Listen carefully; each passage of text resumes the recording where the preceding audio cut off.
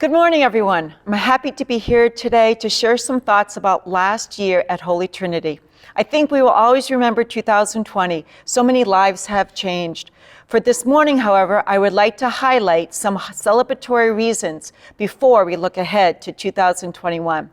The first 2 months began with bulletins filled with events and activities. Tables of 8 fellowship were beginning to meet. Youth were gearing up for a ski weekend at Calumet. Women's were signing up for their retreat, and Dover Friendly Kitchen served guests in from the cold.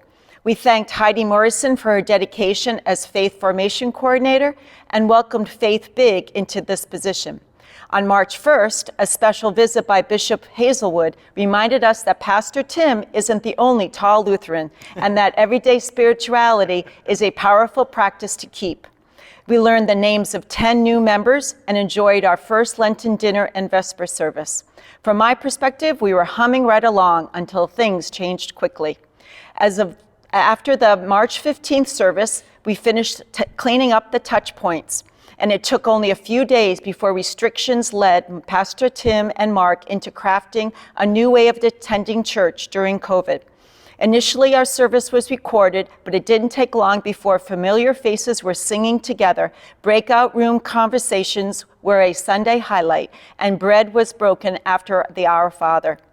Zoom was no longer just a PBS kids show of the 70s, as we got to know members from the other service and continued conversations with regulars week to week.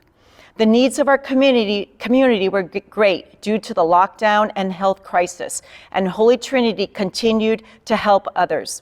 Given that our budgeted social ministry benevolence had been reduced in 2020, it was decided that a special campaign would be started to help replenish the amount. Not only did we reach our goal, but we exceeded expectations and were able to help more local organizations. A total of $16,500 were raised and distributed. Making a difference in a person's life is something to celebrate. Spring tulips bloomed. Pastors and Vicky's idea of growing yard signs of hope, resilience, and calm around the seacoast. But unfortunately, the calm was not everywhere, as tensions and protests highlighted the inequality of our country. Pastors' sermons and church writings continue to be based in our charge to live through faith-based practices. An online VBS program from Luther Crest Bible Camp in Wisconsin was used last summer, and Faith Big continued this as a weekly newsletter with activities, song, Bible lessons, and skits. Pastor Tim also gathered under the tent with families for songs and lessons, and confirmation youth discussed the six marks of discipleship. Cheryl Brigham from Caring Connections coordinated a phone tree to connect with members, began 2 card ministries, and supported Pat Willett with the college care packages. We thanked Ron Endor for his service and welcomed Jessica Feely as our social ministry coordinator. The pop-up pantry led by Paulette began in June and has been generously supported to offer 25 bags of food each week.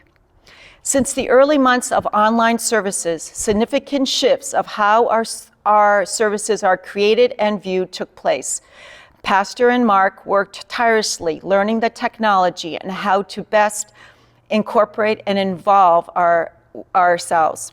Some of our musicians, John and Jonathan, along with a small group of singers, stayed safe while sharing their voices. Attendance to the worship increased since our shift to online services, and is now over 200 viewers through the recorded live stream and Zoom services. This is an amazing growth and something we should lift up. In addition, John Hewitt and Dick Topping focused on the installation of new audio and video systems, which now allow us to record live stream with zooming in features and clearer audio. An honorarium from the Holy Trinity member provided us with the funds to make this improvement.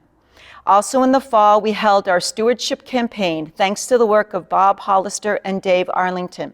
Holy Trinity continued to commit to supporting our ministries, which is so important for how we serve, especially during a pandemic. In November, some members attended 3 weeks of in-person services, but due to increased COVID rates, the council voted to return to online services.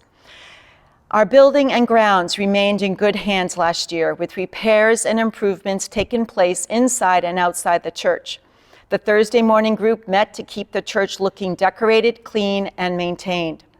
We finished the 5th Reconciling in Christ Forum in February, and on November 22nd, we held a special meeting to vote the approval of our welcoming statement.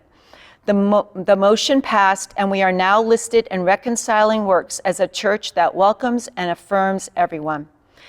It has been a pleasure to serve with council members who are so conscientious, caring, and dedicated to make decisions that benefit the Holy Trinity's vitality.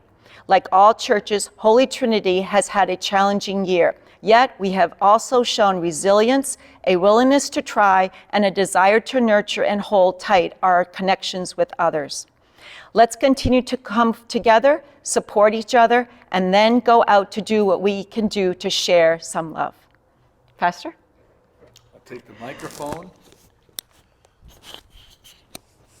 That is quite a list that you have there, Cristina. A great review of the year that was. My job now is to talk about the year that is coming, and not just the year that's coming, but how do we approach the year that's coming? As we all know, churches overall, unfortunately, are having this kind of decline. Even as we reach out to more people through the ways that you said, through our podcast, through Zoom, through the recording of live streaming, of posting that to YouTube, we are reaching more people. The overall trajectory of things, you could say, look, I don't want to be too negative, but can be dismal.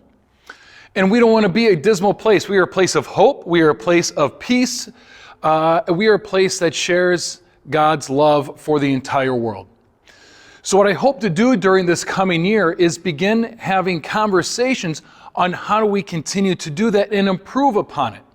Not just rely on what we have always done, or what has worked in the past, but how do we reimagine God's church for the future? And as council, we're going to begin having these conversations. And if you would like to, you're more than welcome to read the materials that we will be reading, that we'll be basing our conversations on. And at some point, we'll be bringing these conversations to the wider church as well. One of them that has really stuck with me has, I don't want to say nothing to do with church, but doesn't mention church at all. And it's an article from The Atlantic that came out almost a year ago, March of 2020. And it is the title article of that month's magazine, "The Nuclear Family Was a Mistake." And it was written by David Brooks. For me, it describes the era in which most of our churches came into existence. Or maybe you could even say we're almost at the height of Christianity in America. And that is the time of the 50s and 1950 to 1965. And a lot of our structures came into existence during that time, in which we're still relying upon them today. Unfortunately, the lifestyle that was sustainable at that time is no longer sustainable today. So here we are as a church trying to support an institution in a world that does not live by that way, doesn't have that time, that energy to do those things. And so sometimes it doesn't matter what kind of program you put into something. If it doesn't have the infrastructure to support it, it's not going to last. Same way in which you need to upgrade your operating system on your computer when you get new programs. The old operating system isn't going to support the new program. So it doesn't matter how great that new program is. If the operating system can't support it, the program's going to eventually fail. It's not going to work. So I want to look at the infrastructure of who we are and why we do things, so we can support great work. The other book that we're going to read as a church, or as a council, that I invite you to read along also if you'd like to, is How to Lead When You Don't Know Where You're Going, Leading in a Liminal Season by Susan Beaumont. I used that word liminal in a sermon a few months ago. When it's not what you once were, but you don't know what you're becoming. You're in this liminal time. And so a lot of companies, they know they need to change. Boy, we're making widget A, but people no longer want that, and now widget B is what's popular. So we need to change our machinery. We know exactly what we're going to do. And so there's a specific set of steps to become what you need to be.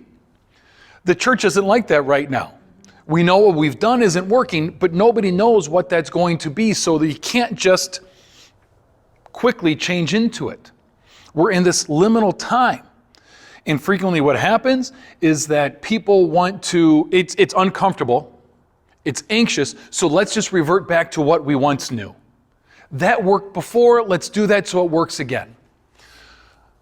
Or the other reaction is, it's uncomfortable, it's anxious, it's scary, let's just move through it fast, put a Band-Aid over it, or let's just plug in something that we think will work. Unfortunately, when we do that, we frequently are let down. We're just looking for the next big thing that's going to save us, as opposed to remaining in this liminal time and letting things bubble up, learning to be comfortable being uncomfortable. And so Susan Beaumont is a church consultant that has worked with many churches over years, and actually she's pretty critical of herself and the work that she has done, and is reinventing a process, you might say, a way for churches to move into the future.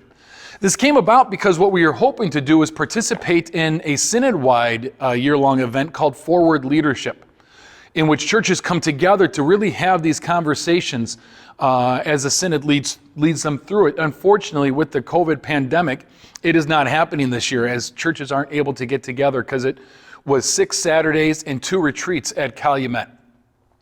That is being postponed. We hope to participate in that in 2021.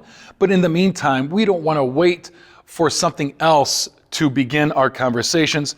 We want to begin those now. The other thing I want to share with you that I'm excited about, I hope you can be excited about it also.